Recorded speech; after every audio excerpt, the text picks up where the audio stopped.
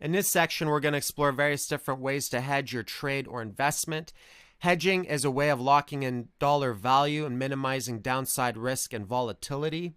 One simple example of hedging would be if you want to protect the value of your house from fire or floods, you can actually pay monthly dividends into an insurance plan. So that's one form of a simple hedge.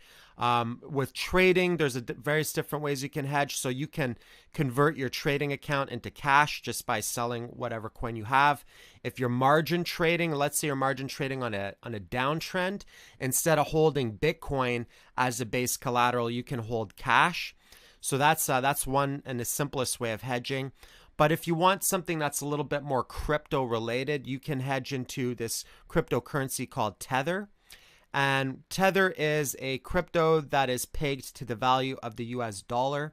And the benefit that this has is you don't necessarily have to keep those coins on an exchange. So you could actually keep them on your own wallet away from the exchange. So that kind of reduces counterparty risk versus cash, where there's a lot of counterparty risk. And then there's futures. So one traditional way of hedging is to buy futures contracts that are inversely correlated to your position. So we're going to show you how to do that in a bit. And then you could also do that with altcoins. And one of the benefits with finding things that are inversely correlated with altcoins is that you could actually store a lot of those offline on hardware wallets. And we're going to show you some that are inversely correlated. Now, correlation is basically tracks market movement, right? So a correlated market is a market that moves together. So for example, if a market was correlated with Bitcoin, it would move up with Bitcoin. Inversely correlated means Bitcoin goes up and that market goes down. And non-correlated means that it has no relation to that whatsoever. And then you could also do a traditional hedging through diversification. And that's a way of like mixing a portfolio. You can mix your crypto portfolio, and we'll show you various different ways that you can do that. So if you wanted to, let's say, hedge Bitcoin, the value of Bitcoin through futures contracts, you can use this exchange called BitMEX. This is one of my favorite exchanges to use. And the interesting thing with BitMEX is that you can only deposit or withdraw Bitcoin. So Bitcoin is the base collateral. Now, if you use no leverage on this and you shorted, that would be considered a synthetic USD hedge. So if I owned one Bitcoin and I shorted at, let's say, 998, there would be zero chance of liquidation because I'm not using leverage, and it would just lock in that dollar value, right? If the price of Bitcoin were to go up, then I would have that exact same dollar value. I would just have less Bitcoin.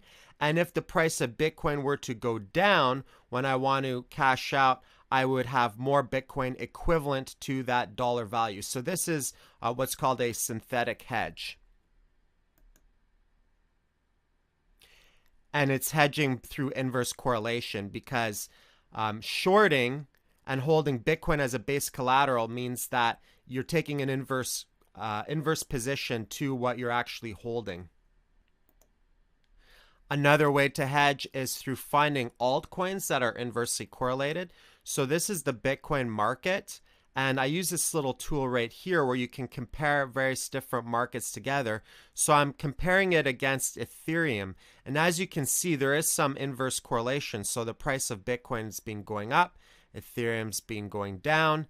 There was one point where the price was very stable and Ethereum was going up. There are some periods of time where they were both correlated together, right around here. But for the most part, they've been inversely correlated. As you can see here, Bitcoin went up, Ethereum went down.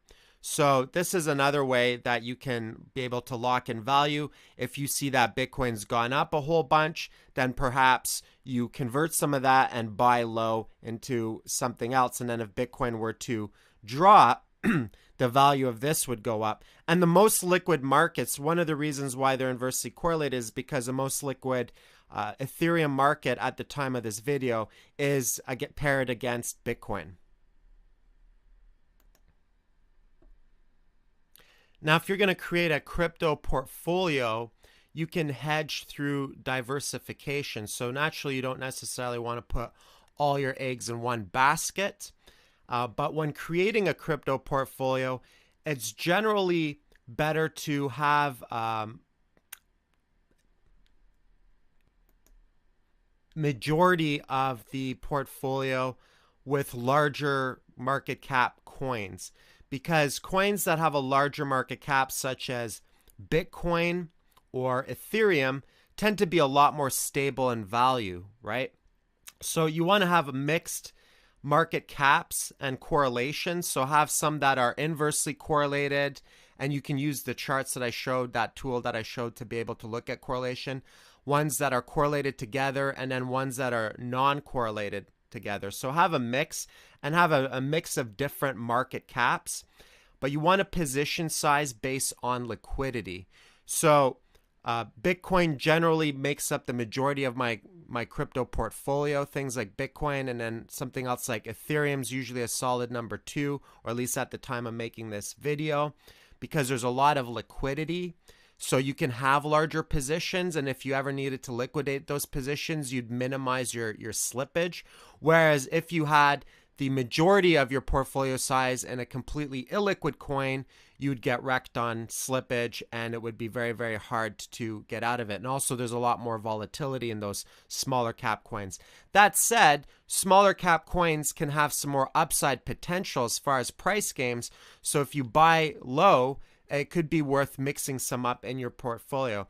And then in order to grow that portfolio and diversification, you always want to make sure that you sell into strength, right? So whenever you see a market rallying really strong, that's generally a good time to lock in profit. You know, if you see a market going up 100, 200, 300%, some of them go 10x, right? You can start scaling out along the way and locking in, and then take those profits and find some other cryptocurrencies to be able to diversify, and ones that are low, because the name of the game is to buy low and sell high. And that's how you can grow your crypto portfolio. So that's it for this section, and I'll see you in the next.